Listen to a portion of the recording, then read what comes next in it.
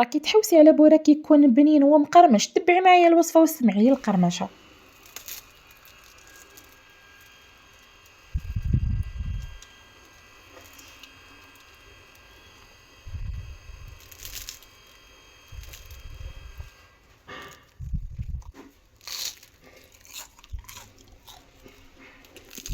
كما سمعتوا لي القرمشه والبنه مضمونه في هذه الوصفه، رايح يرجع لكم ادمان. تبعي الوصفه وبلاكي تراضي. هنا في المقله تاعي وضعت فيها حبه تاع بصل مقطعه مربعات صغيره، درت لها ملح فلفل اسود شويه تاع زيت وديت كرملتها على نار تكون هادئه. بعد ما ذبلت البصل تاعنا راح نضيف له هنايا نصف صدر دجاج، اذا حبيتوا ديروا كميه كبيره، اذا راح ديروا يعني كميه قليله ديروا غير ربع صدر تاع الدجاج فقط.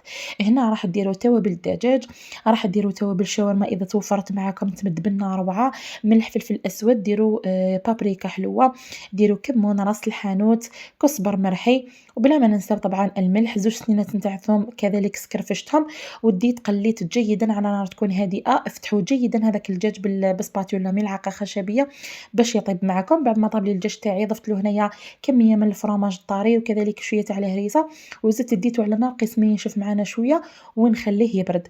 من جهه واحده اخرى حكمت زوج حبات تاع بطاطا كبار كنت قصيتهم بشكل عشوائي، يعني قشرتها كامل، درت لها الملح وديت غليتها في الماء، تقدروا كذلك تفوروها.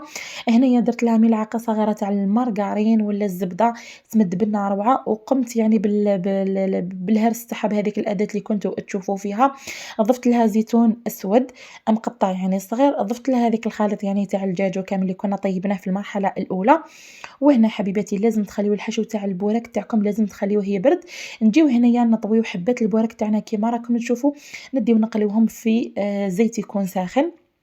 بالنسبة للنار تكون متوسطة، طيبوهم من كل الجوانب راح تتحصلوا على واحد البوراك مقرمش وبنين. لازم تجربوا الوصفة تحتفظوا بها خاصة لشهر رمضان. نقول لكم سلام.